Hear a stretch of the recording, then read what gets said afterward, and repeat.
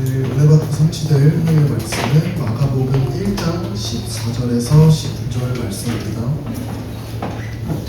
마가복음 1장 14절에서 15절 말씀입니다. 찾으신 줄 알고 다 같이 합독하시겠습니다. 요한이 잡힌 후 예수께서 갈릴리에 오셔서 하나님의 복음을 전파하여 이르시되 때가 찼고 하나님의 나라가 가까이 왔으니 회개하고 복음을 믿으라 하시니라. 아멘. 함께 읽은 말씀 가지고 하나님 나라를 열망하라 라는 제목으로 함께 은혜를 나누도록 하겠습니다. 오늘은 이제 우리는 교회의 핵심 가치 5번째 시간이면서 마지막 시간입니다. 그래서 오늘로써 제가 말씀드린 것처럼 핵심 가치에 대한 시리즈를 마무리하고요.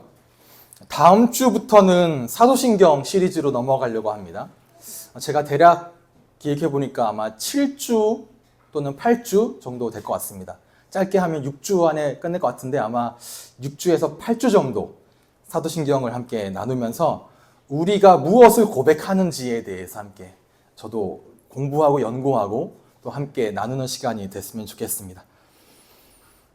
사실 지난 5주 동안 오늘까지 포함해서 함께 나눴던 이 우리는 교회의 핵심 가치는 우리 교회의 정체성을 두고 굉장히 중요하다고 볼 수 있습니다.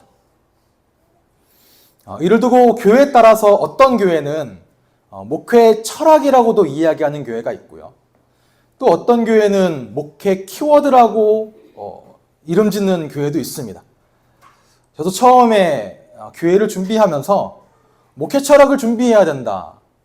목회에 대한 핵심 가치가 있어야 된다. 키워드를 잡아야 된다고 해가지고요. 다 다른 건 줄 알았어요. 되게 애매했습니다, 처음에는. 다 다른 개념인 줄 알았는데 정리하고 알아보고 또 다른 교회들을 살펴보니 사실 같은 내용을 두되 약간 중점을 다르게 두는 것이더라고요. 제가 하는 정의가 정확한 정의는 아니겠습니다만 목회 철학이라 할 때는 아무래도 설립한 목회자의 개인적인 어떠한 고백과 여기에 좀 더 중점이 두는 단어인 것 같고요. 목회 철학이라 할 때는 제가 어떠한 철학을 가지고 교회에 목회를 하느냐이겠죠.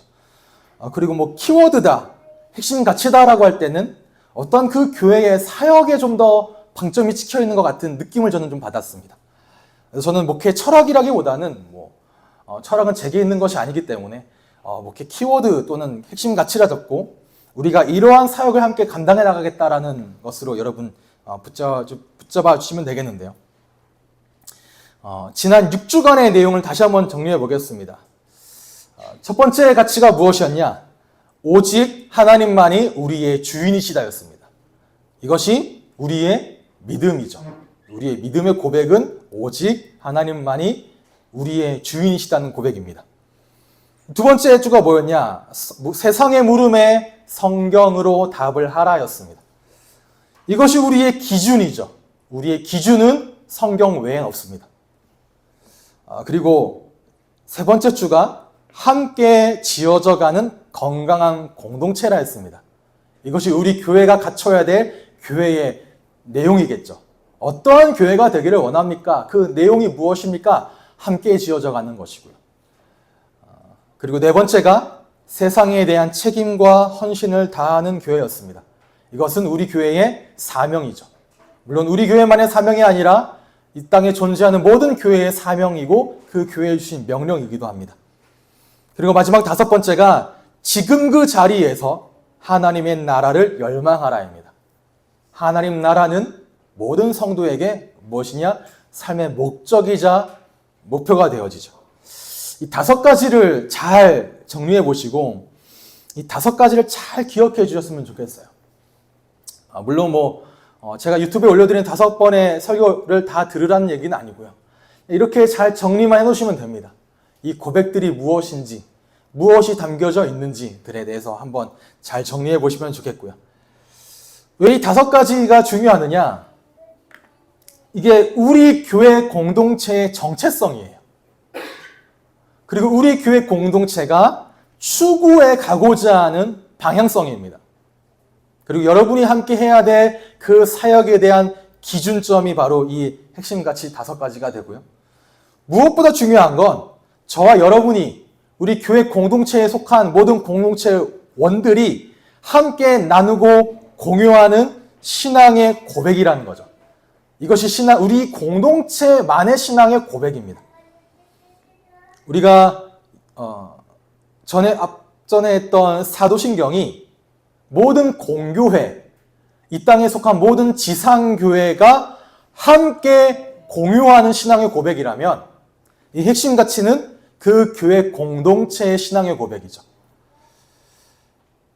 무슨 말이냐? 자, 세상에 많은 교회가 있어요. 제가 저번에 말씀드린 것처럼 챗 GPT에 물어봤더니 대한민국에 6만 개의 교회가 있더라. 다시 물어보니까 8만 개라 하더라고요. 6만 개든 8만 개든 어마어마하게 많은 숫자인데 세상에 그 많은 교회가 있는데 왜 저는, 왜 나는, 왜 여러분은 이 교회를 다니고 왜 우리는 이 교회에 모이는지를 이야기하는 게 이 핵심 가치입니다. 그게 신앙의 고백인 거예요. 정체성이 되는 거죠. 그래서 중요하다라고 말씀을 드리는 겁니다. 그리고 이 5가지를 가지고 어떤 교회를 꿈을 꿉니까? 라고 물어볼 때 교회의 비전이겠죠. 그게 첫 번째 주차에 나눴습니다. 우리는 여전히 교회가 세상의 희망이 되어짐을 선포하는 무엇이다? 하나님 나라의 에클레시아다. 그런 교회로 서기를 소원합니다. 그런 교회가 되기를 기도합니다가 우리 교회의 비전이겠죠. 이게 첫 번째 주일 예배 때 우리는 교회입니다라는 내용에 함께 나눴던 내용이었습니다. 그러면 저도 계속 정리해 왔지만 우리 성도님들께서도 이 내용들을 잘 정리해 보시기 바랍니다. 왜냐하면 건강한 교회가 무엇이냐? 목회자 한 사람에게 의존하는 교회가 건강한 교회가 아니에요. 그 목회자 한 사람에게만 의존하지 않고 그 교회 공동체원들이 자생적으로 자발적으로 이 교회 공동체의 신앙 고백을 공급할 수 있는 교회가 건강한 교회이고 그런 교회가 지속 가능하다라는 거죠. 같은 가치를 가지고 우리는 이러한 가치를 가지고 있다라고 이 교회 공동체에 누군가 새로 왔을 때 이 가치를 가지고 함께 공급할 수 있는 교회가 건강한 교회라는 거예요. 세상의 회사도 마찬가지죠. 그 회사에 설린 목적이 있고 그 회사의 운영 가치가 있습니다. 그 가치 체계에 대해서 모든 회사원들이 함께 공유하고 함께 방향을 가지는 그 조직이 건강한 조직이잖아요. 지속 가능한 조직이고요. 마찬가지입니다. 우리 교회 공동체에도 하나님께서 시간표가 되어지면 새가족, 비신자들을 보내주시겠죠. 또는 여러분들이 사회와 세상에 나갔을 때 불신자들을 만나서 그들에게 복음을 전하고 또 그들에게 우리의 신앙과 우리의 교회를 소개하기도 하겠죠. 그때 우리 교회는 이런 교회다라고 말해줄 수 있어야 된다는 겁니다. 그게 말하는 게 핵심 가치예요. 그리고 그게 담겨있는 게 비전이겠죠. 혹자들은 제 다른 교회들을 보면 우리 교회는 이래라고 말합니다. 우리 교회는 이런 점이 굉장히 좋아라고 말해요. 근데 그런 점은요, 냉정히 말하면 세상과 사회가 훨씬 더 잘합니다. 예를 들어 우리 교회에 오면 우리 교회는 굉장히 많은 문화 교실이 있어, 문화 클래스가 있어. 그게 나쁘다는 얘기가 아니에요. 좋아요. 근데 그거는 세상이 훨씬 더 잘하죠. 우리 교회는 이런 게 좋아. 우리 교회는 교회 주차장이 굉장히 커, 넓어. 네, 백화점이 훨씬 더 크고 백화점이 훨씬 더 넓어요. 그거는 교회의 장점과 교회에 와야 될 이유가 안 된다는 거죠. 우리 교회는 목사님 설교가 좋아. 목사님 설교가 좋은 교회는 더 많습니다. 저보다 설교를 잘하시는 목사님들은 대한민국에 속된 표현입니다만 세고 뺐습니다. 유튜브에 들어가면 다 판단되고 알아볼 수 있고 들을 수 있잖아요. 그런데 우리 교회만이 가지는 교회의 가치가 무엇이냐, 이 교회는 어떤 교회냐, 그걸 설명해 주는 게 이 핵심 가치라는 거죠. 비전이라는 거고. 우리 교회 공동체도 시간표가 되어지면 어린이 교회, 청소년 교회, 청년 교회도 세워가겠죠. 그리고 차차 만들어갈 계획입니다만 서로 말씀을 나누고 서로 신앙을 교제하는 소그룹, 쉽게 말하면 여러분 구역 편성이겠죠. 소그룹, 구역 편성도 세워가야 됩니다. 그리고 어떤 것도 생각을 하냐면 각자 관심사에 맞게 자발적으로 자생적으로 교제할 수 있는 소모임. 예를 들어 우리는 맛있는 거 먹으러 다니는 거 너무나 좋아요. 그럼 맛있는 거 먹으러 다니는 거예요. 주일날 모이든 평일날 모이든. 소그룹과는 조금 다르죠. 어떤 취미생활을 공유하고 어떤 여가 활동을 같이 하는 등산이다, 낚시다, 축구다 그런 것들이 자발적으로 모여지는 관심사를 가지고 그 안에서 신앙인들이 모여서 함께 교제하는 거겠죠. 차차 하나씩 만들어 갈 텐데 그렇게 할 때 중요한 것이 무엇이냐? 그 교회 내의 모든 공동체원들이 함께 공유하고 그 사역에마다 각 개인마다, 각 모임마다, 각 어떤 조직마다 동일한 사역의 기준으로 잡아야 되기 때문에 가치 설정이 굉장히 중요한 거예요. 그래서 이 5가지를 가지고 뭘 만들려고 기도하고 있느냐? 우리는 교회의 공동체 고백을 만들 겁니다. 제가 그 12월 달에 제 사역지를 쉬면서 다녔던 교회 가운데 한 교회가 라이트하우스 무브먼트라는 한 그 교회 네트워크가 있어요. 거기 서울숲에 있는 교회를 갔었는데 그 책에 또 동일하게 기재를 해놨지만 그 라이트하우스 무브먼트에 속한 모든 교회들은 같은 공동체의 고백을 공유한다고 합니다. 그래서 예배가 끝날 때 그 공동체의 고백을 함께 고백함으로 예배를 마무리 지어요.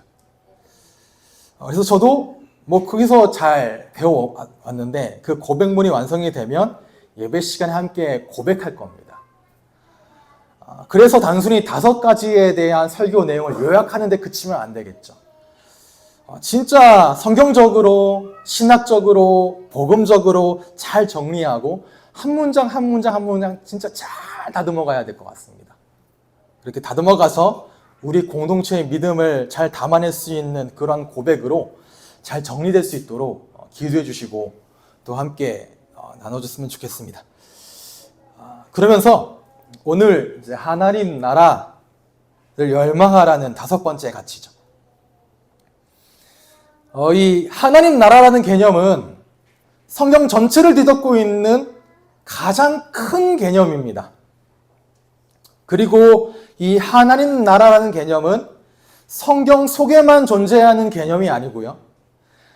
이 세상을 실제로 살아가는 그리스도인들의 가지고 있는 세계관의 핵심이 바로 하나님 나라예요.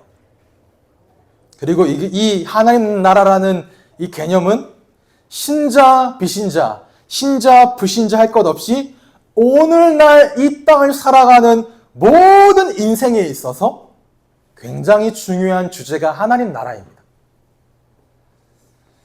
그러면 여러분은 하나님 나라라고 하면 어떤 생각이 떠오르십니까? 한번 생각해 보세요. 하나님 나라, 하나님 나라. 내가 생각하는 하나님 나라는 무엇인지. 흔히 생각하는 개념의 첫 번째가 무엇이냐? 천국, 하늘나라, 천당. 다르게 표현해 볼까요? 다른 종교에서 표현하는 말로는 극락, 저승, 내세 이런 거겠죠. 그래서 우리가 죽어서 가게 될 곳이 하나님 나라라고 이야기를 합니다. 그래서 한때는 하나님 나라를 그래서 열망하라 그러면 내 내세에 가게 될 그때, 그날, 그 시간, 그것을 기대하는 것으로 이야기할 때 굉장히 많았었어요. 그래서 저 어렸을 때는 이런 찬양 많이 불렀습니다. 여러분 기억하시는 분도 계시겠지만 사자들이 어린 양과 뛰놀고 어린이도 함께 뒹구는 참 사랑과 기쁨의 그 나라가 이제 속히 오리라 이런 거죠.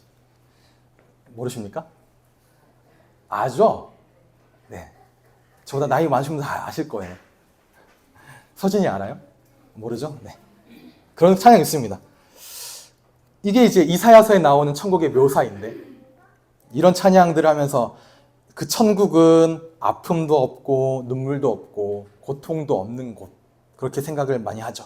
그리고 요한계시록에 나오는 것처럼 각종 보석과 금으로 꾸며져 있는 하나님의 도성, 하나님의 도시, 하나님의 왕국, 그 천국 이렇게 떠올립니다. 이게 하나님 나라에 대한 일반적인 생각이에요. 그리고 여기서 조금 더 나아가면 좀 신앙생활을 좀 더 깊이 있게 하신 분들이 생각하는 게 뭐냐? 이 땅에 세워진 교회 공동체를 보고 하나님의 나라라고 말합니다. 그래서 이 땅에 하나님 나라가 확산되어지게 해주세요. 확장되어지게 해주세요라고 말하면서 뭘 말합니까? 전도와 선교를 이야기를 하죠. 그런 개념들을 언급합니다. 물론 이 두 가지 개념 다 하나님 나라라고 말하는 그 안에 들어가 있는 개념들이기는 해요. 그런데 사후세계라고 말하는 천국에 대한 부분은 사실 기독교에만 있는 개념은 아닙니다. 모든 종교는 사후세계를 말해요. 그리고 사실 제대로 알고 보면 기독교만큼 사후세계에 대해서 언급이 적은 종교도 없습니다. 정말 그렇습니다. 우리는 막연히 천국에 대해서 이야기를 하지만요. 기독교는 사실 죽어서 가게 될 천국에 대한 묘사나 언급이 극히 적어요. 나중에 좀 설명드릴 이유들이 있겠습니다. 그 개념이 굉장히 적게 나옵니다. 그리고 기독교에서 말하는 전도, 선교, 다른 곳에서 뭐라 말합니까? 포교죠. 이 포교 활동은 역시 하나님 나라를 확장한다라는 개념만으로는 설명이 부족해요. 포교라는 것은. 다른 사람도 믿게 한다는 건 하나님 나라를 다 담아내는 개념이 아니라는 거죠. 그래서 단순히 이 두 가지 개념을 가지고 하나님 나라다라고 이야기하면 뭔가 부족하다라는 느낌을 드는 것도 사실입니다. 좀 알아보면. 왜냐? 기독교가 말하고자 하는 바가 무엇입니까? 기독교 신앙의 독특한 점이 무엇입니까? 라고 말하는 첫 번째가 삼위일체 하나님을 믿는 것이지만 또 하나는 무엇이냐? 그 삼위일체 하나님의 나라예요. 기독교가 무엇입니까? 라고 질문하면 하나님 나라입니다. 그 질문에 대한 답이 하나님 나라요. 하나님 나라의 복음이기 때문에 그렇습니다. 그래서 성경의 시작을 이야기하는 것이 무엇이냐? 하나님 나라예요. 에덴 동산이죠. 그 에덴 동산에서 시작되어진 하나님의 나라의 결말과 완성이 무엇입니까?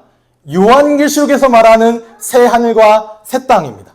그게 성경의 시작이요 끝이에요. 전체를 관통하는 주제라는 거죠. 원래의 모습이 회복되어진 마지막 때의 모습. 또한 예수님의 사역의 시작이 무엇이었냐?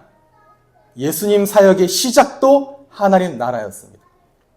마가복음 오늘 본문은 예수님의 공생의 시작을 말해요. 13절에 마귀에게 시험을 받으시고 그 다음에 14절에 시작이 되어지는 거죠. 예수님께서 갈릴리에 오셔서 하나님의 복음을 선포하셨다라고 말합니다. 다른 번역본에는 하나님의 복음을 보고 뭐란 말하냐? 하나님 나라의 복음을 선포하셨다라고 말해요. 그 복음의 내용이 무엇이냐가 15절입니다. 때가 왔으니 하나님 나라가 가까이 왔다. 회개하여라. 복음을 믿어라. 라는 게 예수님이 말씀하신 복음의 내용이었다는 거예요. 자, 시작이 하나님 나라였습니다.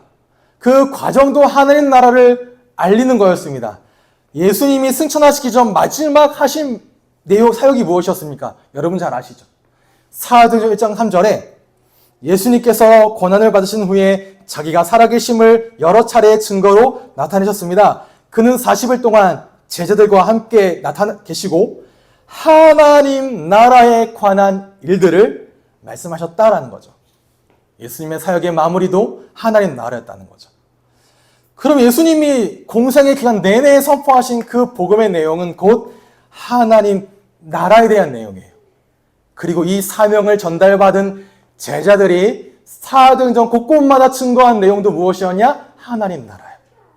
한번 검색해 보세요. 하나님 나라라고 했을 때 사도행전의 제자들이 무엇을 말했는지. 그렇다면 하나님 나라가 무엇입니까? 오늘 굉장히 조금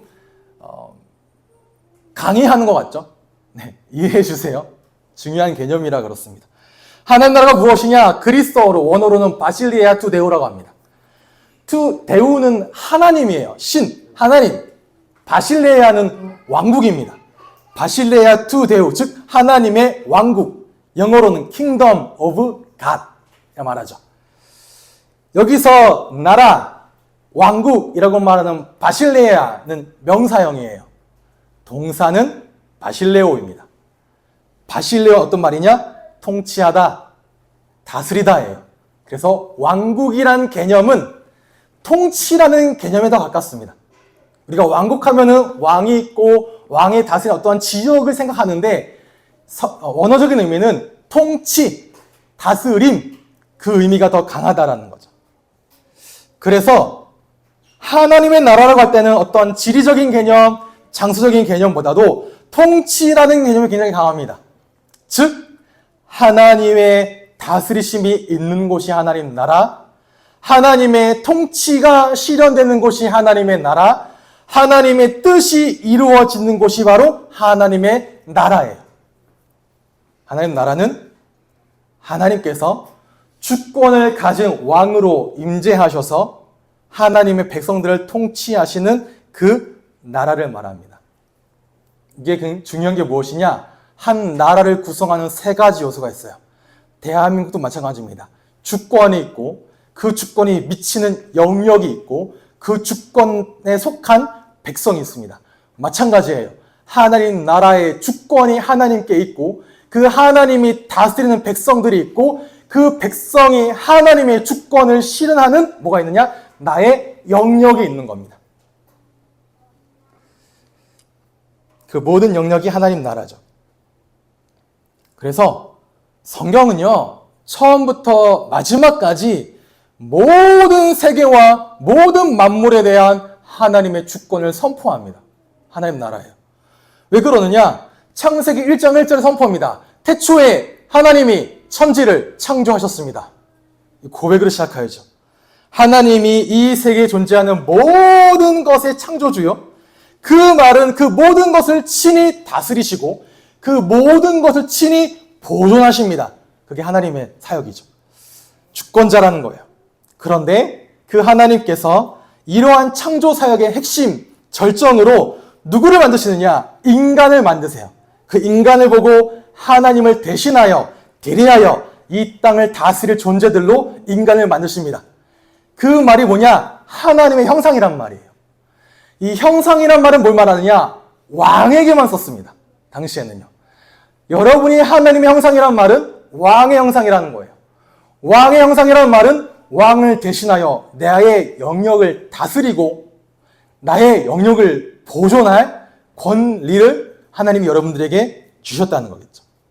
대리자, 청지기로 이 땅을 맡기셨다. 그리고 나서 그 인간에게 생명의 언약을 맺으십니다. 너가 나의 말을 듣고 나에게 순종하면 나는 너에게 영원한 생명을 줄 거야. 하지만 이 말씀에 뭐하면? 거절하면 그 거절의 방법으로 선악을 알게 하는 나무의 실과를 먹지 말아라. 그러면 너가 정녕 죽으리라 말하죠. 나중에 제가 교리의 문답에 나눌 때 이야기하겠습니다만 이 선악과는요, 사실은 인간에 대한 자유를 제한하는 게 아니에요. 하나님의 사랑이 얼마나 큰지를 보여주는 겁니다. 나중에 아마 이야기 나누는 일이 있겠죠. 그런데 그 인간이 여러분 아는 것처럼 하나님 말씀, 하나님의 권위, 그 하나님의 약속을 거부하였고요. 그 인간 세계에 다른 권위가 들어오게 돼서 하나님을 대체하게 되었습니다. 그래서 인간과 세상이 타락하였고 인간과 세상이 저주를 받아서 무엇이 들어왔느냐? 죄와 사망, 악함과 죽음이 이 세상에 들어온 거죠. 그리고 이 두 가지는 말씀드린 것처럼 인간이 절대로 해결할 수 없는 비참한 문제, 비참한 결과, 죄와 죽음만큼은, 이 세상의 악함과 이 세상의 사망의 문제만큼은 인간의 노력과 인간의 방법과 인간의 수단과 인간의 지위와 인간의 가진 것으로는 절대로 해결할 수 없습니다. 그 원인이 무엇이냐? 하나님의 말씀을 거부한 불순종의 죄, 그로 인해 하나님으로부터 분리되어지고 하나님과 상관이 없게 되어지고 하나님의 약속에서 벗어난 그 상태 때문에, 그런데 그 인간을 하나님이 여전히 사랑하시어 그 죄와 사망의 상태에 내버려 두지 않으시고 타락한 인간을 악함과 죽음에서 건져내시기 위한 무엇을? 구원을 시작하시죠. 그리고 구원은 성경 전체에 흐르는 아주 중요한 이야기예요. 어떤 얘기냐? 구약 성경에 하나님의 통치를 선포하는 선지자, 하나님의 통치를 이 땅에 실현하는 왕, 하나님의 통치를 회복시켜주는 제사장이 계속 등장하죠. 그리고 이 세 직분을 통해 하나님은 모든 영역에 하나님의 통치가 다시 회복될 것을 원하십니다. 일하세요. 그리고 그 계획의 중심에 누가 계십니까? 예수 그리스도. 예수 그리스도의 사역을 통해 하나님의 통치가 이제 뭐했다? 이 땅에 도래하였다, 임하였다는 겁니다. 그 말이 하나님 나라가 가까이 왔습니다. 그리고 그 예수 그리스도의 죽으심과 부활하심을 통해 하나님 나라로 들어올 수 있는 길을 열어놓으시고 그 나라의 백성이 되어지면, 그 나라에 속하게 되어지면 인간이 해결할 수 없는 죄의 문제, 인간이 거스를 수 없는 죽음에 대한 문제로부터 뭐해야 된다? 해방되어진다를 얘기하는 것이 성경의 내용인 거죠. 이게 창조, 타락, 구속의 이야기입니다. 그러면 어떻게 들어갑니까? 여러분, 하나님 나라예요. 하나님 나라에 내가 어떻게 들어갈 수 있습니까? 예수님 말씀하십니다. 회개하라. 그리고 복음을 믿으라 말합니다. 먼저 회개하라는 거예요. 회개란 단순히 내 죄를 깨닫는 것에 그치지 않습니다. 회개는 단순히 내 죄를 고백하는 것에 그치지 않습니다. 많은 분들이 오해하는 게, 회개라 말하면요, 나는 이런 죄를 지었습니다 하나님, 내가 죄인이에요. 막 울고 무릎 꿇고 그 아래에 막 파고 들어가는 것을 이야기하지 않아요. 그것도 회개의 시작이겠죠. 근데 회개는 무엇이냐? 회개는 돌이키는 거예요. 지금 너의 삶을 돌이켜 하나님께로 나아가라. 지금 너의 삶을 돌이켜 하나님께로 돌아가라라는 겁니다. 그동안 하나님의 통치를 거부했던 너의 뭐를 깨닫고? 죄를 깨닫고, 한 주간 하나님의 다스리심을 거부하였던 나의 죄를 깨닫고 그 죄로부터 돌이켜 하나님, 다음 한 주간은 하나님의 다스리심을 받으며 살겠습니다. 하나님의 주인 되심을 인정하며 살겠습니다. 나의 모든 영역에 하나님께서 주인으로 임자여 달라고 하나님께 나아가는 게 회개라는 거죠. 그 하나님의 통치를 인정하고 하나님을 의지해라. 그리고 뭐 해라? 복음을 믿어라. 복음이 무엇인데요? 복음은 예수 그리스도의 십자가 대속과 부활의 복음입니다. 그 어떤 것으로도 나의 죄를 해결할 수 없는데 예수 그리스도의 십자가 보혈이 나의 모든 죄를 깨끗하게 없다 하시는구나. 깨끗하게 사하시는구나. 그 모든 죄와 저주를 예수님이 나의 대신 지시는구나. 그리고 그 십자가 대속이 하나님과 원수되었고 하나님과 멀리 떨어져 있었고 하나님과 상관이 없었던 나로 하나님과 화목하게 하시는구나. 그게 십자가잖아요. 그리고 부활하신 예수 그리스도, 그분이 나의 왕이 되시는구나. 그럼 나는 이제 예수를 나의 주로 삼고 그리스도와 함께 동행하고 살아가며 내 삶 가운데 하나님의 통치하심이 임하는 것을 고백하고 인정하고 누리며 살아가겠다. 이 복음을 믿는 자에게 주시는 것이 무엇입니까? 하나님의 은혜예요. 그 은혜가 바로 우리는 뭐라 말합니까? 구원이라 말하죠. 여러분이 그 구원을 받으신 겁니다. 회개하라. 복음을 믿어라. 그리고 이 죽으심과 다시 사심을 통해 죄와 사망에서 완전을 해방을 선포하신 우리의 주께서 다시 오십니다.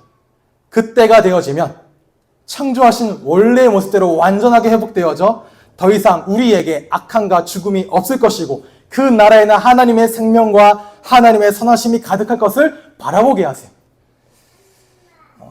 제가 왜 이 어려운 이야기를 제가 길게 합니까? 이해하십니까? 재미는 있으십니까? 재미 하나도 없죠. 저도 하면서도 재미가 없는 걸 알아요. 근데 왜 길게 합니까? 이게 성경이 말하는 하나님 나라에 대한 이야기예요. 그리고 이 이야기가 여러분이 전해야 될 복음의 이야기이기 때문에 그렇습니다.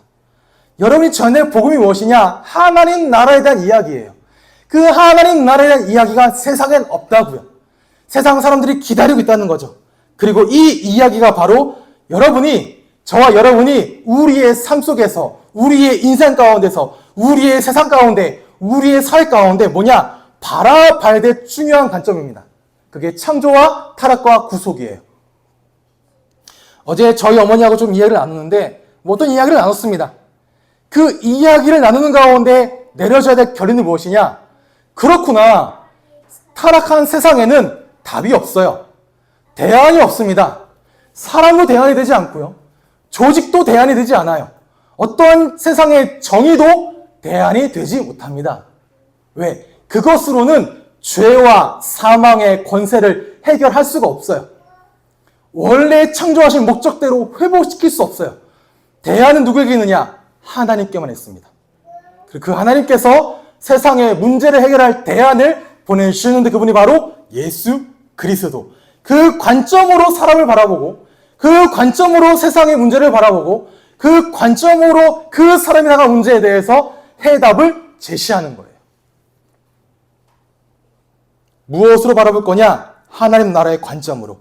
무엇으로 세상을 바라볼 것이냐? 하나님의 통치, 그 통치를 상실해버린 시대, 다시 회복. 이것으로 바라봐야 된다는 거죠. 더 중요한 것이 무엇입니까? 그 통치가 우리에게 임했다는 거예요. 앞으로 우리에게 완성될 거라는 겁니다. 사랑하는 성도 여러분, 여러분은 하나님 나라의 백성입니다. 여러분의 왕은 하나님이신 예수 그리스도이십니다. 그 그리스도의 십자가 대속과 부활하심으로 말미암아 하나님과 원수되었던 나에게 하나님의 은혜가, 하나님의 통치가 임하였습니다. 이것을 믿는 우리에게 더 이상 죄와 사망과 세상의 법칙이 왕노릇하지 않아요. 예수 그리스도 안에 있는 생명의 성령의 법이 나를 다스리시기에 내가 도저히 해결할 수 없는 악함과 죽음에서 완전히 해방되었음을 믿으라는 거예요.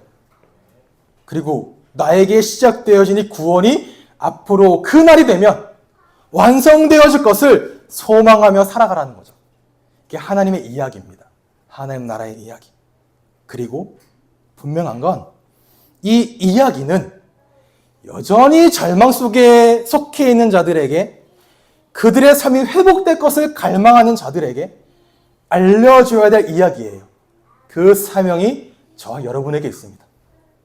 지난주 나눈 말씀처럼 우리의 담장을 넘어 땅 끝까지 전해야 할 사명이 우리에게 전해졌구나, 주어졌구나를 예배를 통해 확인하고 나가시는 거예요. 그게 우리에게 명령하신 이웃사랑이잖아요. 그렇게 우리에게 임하신 하나님의 통치가 우리의 이웃과 우리의 현장과 우리의 사회 가운데 임하면 모든 것이 회복되어지고 모든 것이 살아날 것을 확신하시기를 주님의 이름으로 축복합니다. 그래서 오늘 제목이에요. 하나님 나라를 뭐해라? 열망해라.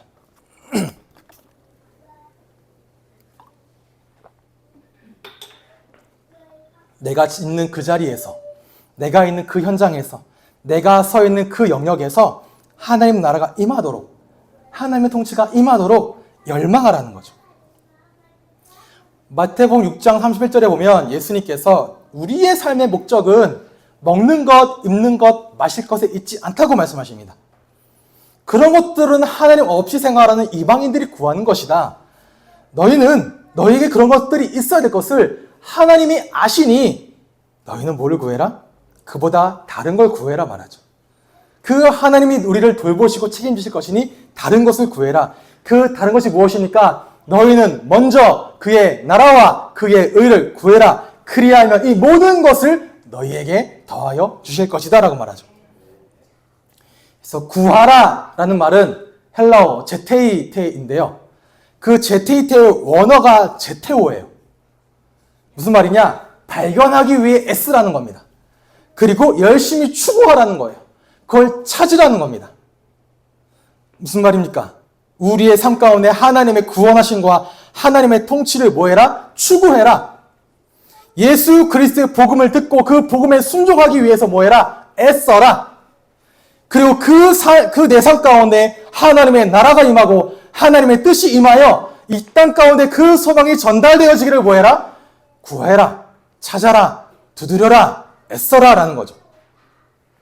그러면 뭐 하시긴 뭡니까? 먼저 그의 나라와 그의 일을 구하시는 거예요. 그런데 이 먼저라는 말은요, 뭔가 상대적인 우선순위를 말하지 않아요. 예를 들어 아침에 일어났을 때 가장 먼저 뭐 세수를 하고 양치를 하는 것이 가장 우선이다. 그런 먼저를 이야기하는 것이 아닙니다. 첫 번째 해야 될 것이 있고 그 다음에 해야 될 것이 있다라는 그 먼저와 나중을 말하는 게 아니에요. 무슨 말이냐? 절대적인 의미.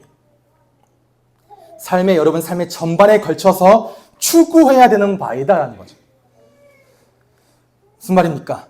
여러분의 일상 속에서 하나님 나라와 그 관점이 중심이 되어서 살아가는 것이 먼저입니다. 나의 일상 가운데 하나님의 통치가 나의 모든 삶의 영역의 중심 원리가 되도록 하라는 거예요. 하나님 나라를 먼저 구하고 난 다음에 다른 것을 하라는 그 먼저가 아니고요. 나의 모든 삶의 영역에 하나님의 통치, 다스리심이 중요한 원리, 중심 원리가 되라가 먼저입니다. 먼저. 왜냐? 이게 되면요, 하나님 나라를 열망하면 그 나라가 내 삶 속에 자연스럽게 드러나서 그래요. 예를 들어 볼까요? 제가 대학 다닐 때 제 동기 중에 한 명이요, 대학을 가서 당구를 처음 배웠습니다. 혹시 당구 잘 치시는 분 계십니까? 저는 30이라서 못 치는데. 네. 꾼 선수십니까? 300? 아니에요? 100이요? 네. 저는 훨씬 더 고수시네요. 근데 이 친구가 대학에 가서 그 당구에 빠져버린 거예요. 어떻게 하느냐? 공강만 되면 당구장으로 갑니다. 즉 학교 안에도 당구장이 있었고요. 학교 밖에도 당구장이 있었어요. 그럼 공강만 되면 학교 안에 당구장을 가요. 학교 끝나면 학교 밖에 당구장을 갑니다. 해요. 그리고 가만히 앉아있으면 그냥 당구장 살다 보니까요. 가만히 앉아있으면 뭐합니까? 머릿속에 당구공이 굴러다니는데요. 4구로 치니까 공이 4개가 굴러다닌답니다. 이렇게 칠까? 저렇게 칠까? 이렇게 쳐야 되겠네? 다음번에는. 계속 생각한다는 거죠. 그랬더니 뭐하냐? 실력이 금세 늘어요. 선배들이 걔만 데리고 다녀요. 당구장 가자고. 당구를 좋아하니까. 그렇죠? 혹시 이 가운데 뭐 골프나 낚시를 좋아하시는 분 계십니까? 그럼 뭐 해요? 쉬는 시간만 되면 핸드폰을 붙들고 봅니다. 골프 치는 영상을 보고요. 골프 레슨 영상을 보고요. 낚시하는 그 영상을 봐요. 아무것도 없잖아요. 그냥 찌 던져놓고 가만히 기다리고 있는 그거를 그냥 보고 있어요. 봐요, 그냥. 그러면서 뭐 하냐? 돈이 좀 생기면 이번에 좀 좋은 낚싯대를 사볼까? 좋은 골프채를 사볼까? 돈이 생기면 이번 주말에는 어디로 가서 낚시를 할까? 어느 골프장을 가서 골프를 칠까? 빨리 월화수목금 지나고 주말 됐으면 좋겠다. 금요일날 땡 하면 바로 짐 챙겨서 어디로 가요? 낚시터로 갑니다. 그냥 가 있어서 앉아있는 것만으로도 행복하고 좋아하고 기뻐하고, 낚시를 물고기를 낚았냐 안 낚았냐는 중요하지 않아요. 내가 낚시를 하고 있다는 그게 중요하지. 골프하는 분들은 틈만 나면 승리 연습합니다. 신호 대기하다가도 승리 연습합니다. 쉬는 시간 생기면 승리 연습합니다. 그 삶의 중심 원리가 골프, 당구, 낚시가 되어 있는 거예요. 모든 관심사가 골프. 모든 사람 만나도 골프 칠 사람, 나는 낚시 갈 사람 본다는 거죠. 그게 뭡니까? 기대하고 열망한다는 거예요. 마찬가지입니다. 그럼 주위 사람들이 알아요. 저 사람은 골프를 좋아해. 저 사람은 낚시꾼이야. 저 사람은 진짜 선수야. 좋아해. 소위 말해 뭐에 미쳤어 거기에. 마찬가지로 하나님 나라를 열망하면 여러분의 일상 가운데 자연스럽게 드러나요. 내 삶 가운데 이미 드러나 있어요. 뭐가요? 하나님 나라에 대한 열망이. 누가 봐도 이 사람은 하나님 나라에 대한 열망과 기대가 있구나. 너무 자연스럽게 드러난다는 거죠. 내가 예수 믿는 자이기 때문에, 내가 하나님 믿는 사람이기 때문에 그렇게 살아라가 아니에요. 그냥 그렇게 되어지는 거예요. 열망이 있다면 뭐냐? 내 일상의 원리로 하나님의 뜻을 추구해가며 살아가야 된다는 거죠. 내 일상 가운데 하나님의 통치를 누리고 지금 내가 서 있는 그 자리에서 하나님 나라의 방식으로 살아가고 나의 삶의 모든 보통의 시간들 가운데 그리스도인으로 살아내고 그리스도인으로 기뻐하고 그리스도인으로 승리하기를 기꺼이 살아내는 게 하나님 나라를 열망한다는 겁니다. 어떻게 하라는 거냐? 제가 주중에 공유해드렸죠. 그가 다스리는 그의 나라에서라는 가사예요.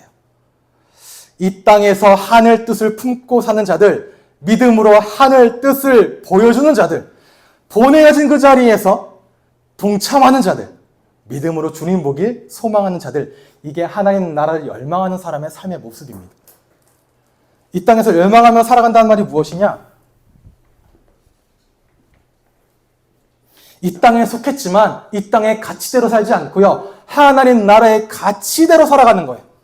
나는 이 땅의 시민이지만 이 땅에 속한 다른 사람들처럼 생각하고 추구하고 선택하는 것이 아니라 하나님의 뜻이 무엇인지 믿음으로 보여주는 게 하나님 나라를 열망한다는 거죠. 왜냐? 여러분은 하나님 나라의 백성이기 때문에 그래요. 그래서 나를 보내신 그 자리에서 우리의 일상 속에서 세상에 속한 다른 사람들과는 다른 생각을 하고 다른 선택을 하고 다른 결정을 한다. 무엇으로? 믿음으로. 왜냐? 나는 하나님 나라를 열망하기 때문에.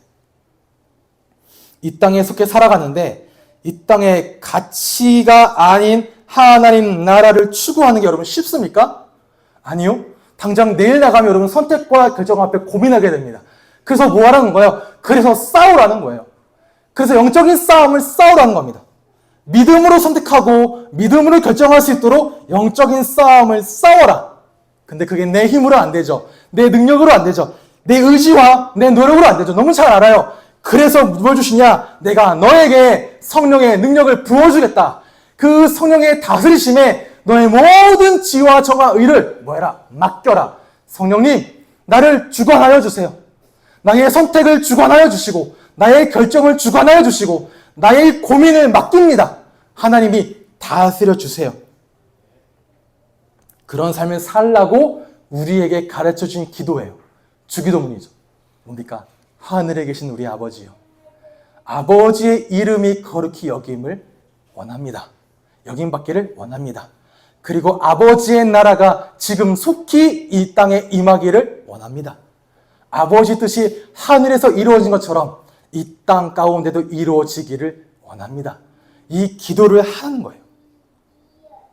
우리 모든 성도들은 이렇게 하나님 나라를 열망하고 여러분의 일상 가운데 추구하는 그런 삶이 되시기를 바랍니다. 굉장히 열을 냈네요. 오래 했네. 다음 주부터는 좀 나아질 거예요. 허황된 약속이란 건 아시죠? 열심히 노력하겠습니다. 제가 그 차양에서 제일 좋아하는 가사예요. 사실 이 가사 때문에 좀 공유를 했습니다. 마지막 가사였죠. 이미 왔으나 아직 오지 않은 지금 여기 임한 그 나라. 지금 이루어가고 앞으로 이루어갈 평화의 나라, 하나님 나라. 왜 좋아하느냐? 이 가사가 하나님 나라가 무엇인지 가장 잘 설명해 주더라고요. 쉽게. 여기에 신학적인 의미가 담겨 있습니다. 신학적으로는 하나님 나라 이야기할 때 이중성이란 말이에요. 이중성이 뭐냐? 현재에 있지만 미래에도 있다. 그래서 뭐라 하냐? already but not yet 말합니다. 이미 그러나 아직 사이에 있습니다. 여러분이. 여러분의 구원도 마찬가지고 하나님 나라도 마찬가지예요. 무슨 말이냐? 하나님 나라가 이미 여러분 안에 임하였어요. 예수 그리스도께서 이 땅에 오시면서 본격적으로 도래한 하나님의 나라가 그 예수님이 여러분 안에 주인으로 임재하시면서 마찬가지로 내 안에 내가 발을 딘 그 현장에 하나님의 통치가 임하셨다는 거죠. 그런데 그 통치가 언제? 끝날까지 움직인다는 겁니다. 완성될 미래가 남아있다는 거예요. 언제 그 날이 되어지면 아직 완성이 되지 않았다. 그리고 또 뭐냐? 역동성입니다. 고정되어 있지 않아요. 지금 내게 임한 하나님 나라가 점점 나에게 확산되어져 가는 거예요. 점점 실체되어지고 점점 나에게 가까워 오는 거죠. 지금 이루어가고 앞으로도 이루어가는 것. 앞으로 완전히 회복되어지는 것. 그러니 뭐해라? 여러분의 일상 속에서 예수 그리스도를 주인 삼고 그 말씀을 나의 기준 삼고 이 땅 가운데 교회 공동체를 건강하게 세워나가고 하나님 사랑과 이웃 사랑을 실천해 나가며 하나님 나라를 열망해 가는 거예요. 그리고 그것이 완성된다. 그걸 기대하라, 살아가라, 고대하라는 거죠. 이러한 하나님 나라의 백성으로 살아가는 우리는 교회 모든 성도님 다 되시기를 주님의 이름으로 축복합니다.